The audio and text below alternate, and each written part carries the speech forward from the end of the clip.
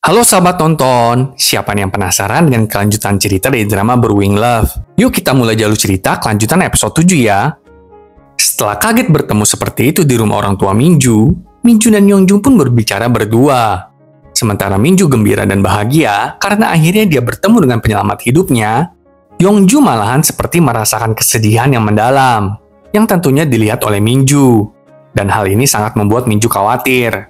Saat makan malam, Minju bertanya kepada ayahnya, mengapa ayahnya tidak pernah menyebutkan bahwa dia menjalin komunikasi dengan orang yang menyelamatkan Minju. Ayahnya mengungkapkan bahwa itu adalah permintaan Minju sendiri, untuk tidak berbicara tentang kecelakaan yang dialaminya saat itu.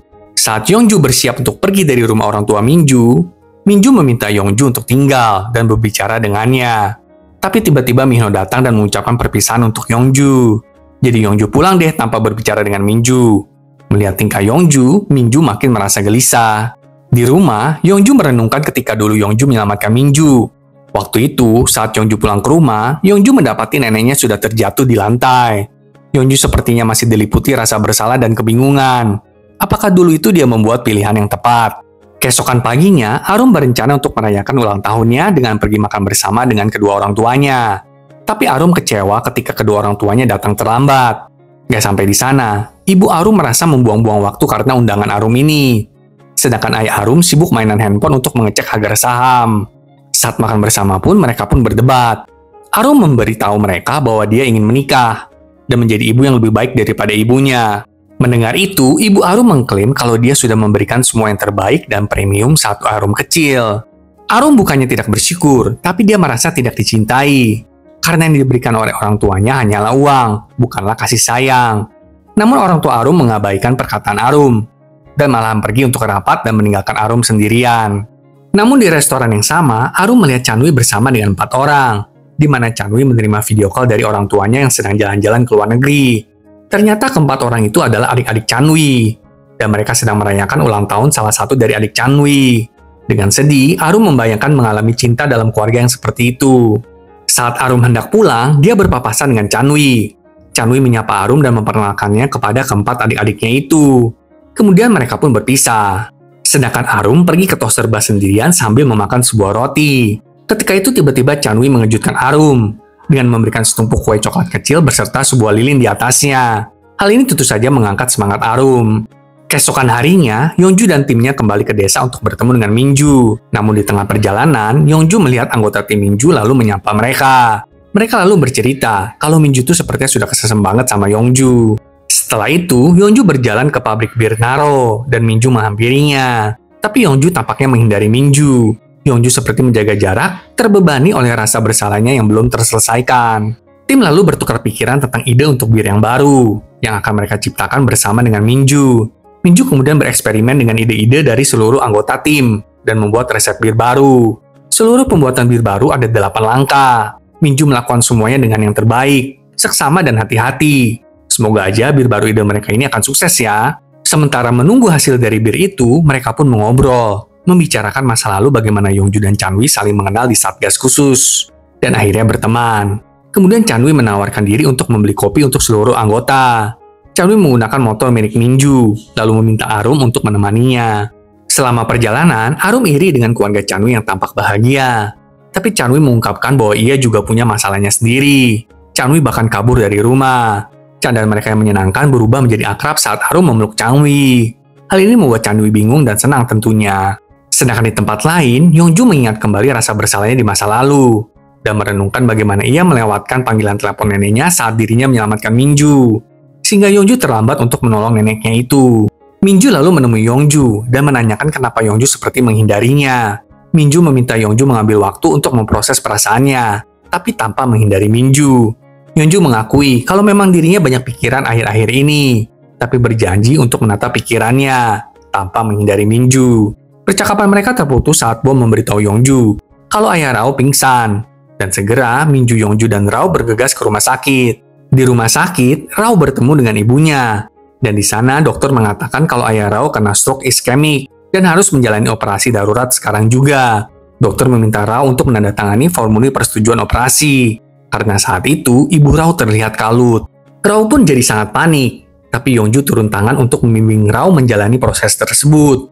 Dengan nasihat dari Yongju, akhirnya Rao dapat menandatangani formulir tersebut. Gak sampai di sana, Yongju pun membantu Rao menyiapkan segala perlengkapan untuk ayah Rao. Tentunya, Yongju bisa melakukan semua hal ini karena pelajaran dari pengalaman masa lalu Yongju sendiri ketika dia merawat neneknya. Gak sampai di sana, Minju juga diam-diam telah membayar tagihan rumah sakit. Rao dan Yongju mengetahui hal ini. Rao jadi gak enak banget karena Minju telah membayar tagihan rumah sakit ayahnya itu. Tapi Minju menyarankannya untuk menerima bantuan. Karena dengan kita menerima bantuan, itu mengajarkan kita agar suatu hari kita juga bisa membantu orang lain. Yongju juga memberikan dukungannya, dan momen itu memperkuat ikatan di antara mereka. Kemudian Minju menawari Yongju tumpangan pulang di tengah hujan. Yongju pun menyetujuinya. Dan ketika Yongju menerobos hujan tanpa payung, Minju segera melepaskan bajunya, menghampiri Yongju dan menundungi Yongju dengan bajunya. Perhatian Minju ini membuat Yongju berdebar. Saat sampai di rumah Yongju, nenek Yongju dari jendela balkon rumah mengundang Minju untuk masuk dan makan malam di rumah. Setelah ketiganya selesai makan malam, mereka pun menonton TV.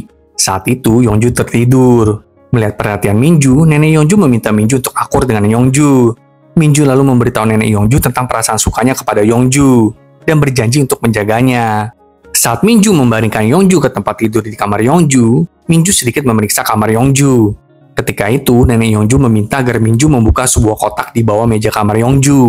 Nenek Yongju menjelaskan, kalau 6 tahun yang lalu setelah Yongju selesai menolong seseorang yang kecelakaan di jalan, yang kita tahu itu adalah Minju, Yongju pulang ke rumah dan mendapati neneknya pingsan di lantai. Saat dibawa ke rumah sakit, dokter memberitahu kalau nenek Yongju kena stroke. Dokter mengatakan kalau neneknya datang sedikit terlambat. Hal inilah yang membuat Yongju merasa bersalah selama ini. Karena neneknya sakit begini, makanya Yongju juga mengorbankan mimpinya untuk melanjutkan jadi pasukan khusus. Semua demi merawat neneknya. Keesokan paginya, Yongju menemukan catatan dari Minju yang berisi permintaan maaf atas segalanya. Menyadari bahwa Minju kini mengetahui kebenarannya, Yongju memberitahu neneknya bahwa ia tidak lagi menyesali keputusannya saat itu. Ketika dia pulang terlambat saat neneknya pingsan. Karena hari itu Yongju telah menyelamatkan nyawa 2 orang. Mendengar itu, neneknya pun menjadi senang. Karena akhirnya Yongju bisa terbebas dari masa lalunya. Dengan merasa lega, Yongju pergi ke desa untuk mencari Minju. Tapi Yongju kembali menghentikan mobilnya karena melihat seluruh warga berkumpul. Yongju menghampiri para ibu dan mengetahui kalau ada tanah longsor di desa. Mereka khawatir akan ada hal terburuk. Kepala desa juga mengumumkan kalau seperti ada satu pria yang terjebak di gunung.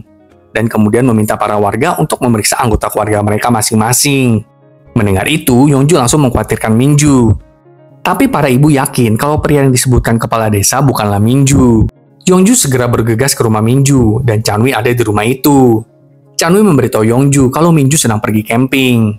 Karena khawatir, Yongju segera pergi ke gunung dan sampailah Yongju di tempat mereka pernah berbagi percakapan kemarin itu. Yongju akhirnya menemukan Minju dan langsung memarahi Minju karena Minju menghilang setelah menulis surat permintaan maaf. Yongju jadi kepikiran dan khawatir banget dengan keadaan Minju. Apalagi ada situasi darurat di desa. Yongju menegaskan, kalaupun dia kembali ke masa lalu dan menemui situasi yang sama lagi, Yongju tetap akan menyelamatkan Minju. Yongju lalu meminta Minju untuk tidak menghilang. Minju meminta maaf dan menjelaskan bahwa ia butuh waktu untuk berpikir, mencari tahu bagaimana caranya agar Minju tetap bisa berada di sisi Yongju, terlepas dari apa yang terjadi. Minju kemudian memeluk Yongju dan berjanji tidak akan pernah meninggalkan Yongju. Momen penuh perasaan mereka memuncak dalam sebuah ciuman yang menandai dimulainya cinta mereka. Yeay, akhirnya ya, memang penting untuk mengetahui perasaan kita sendiri. Walaupun terkadang perasaan itu bisa juga menipu kita. Tapi dengan mengetahui perasaan kita yang sebenarnya, kita jadi tahu apa yang sebaiknya dan seharusnya kita lakukan. Saksikan kelanjutan drama ini besok ya sahabat tonton. Sampai jumpa.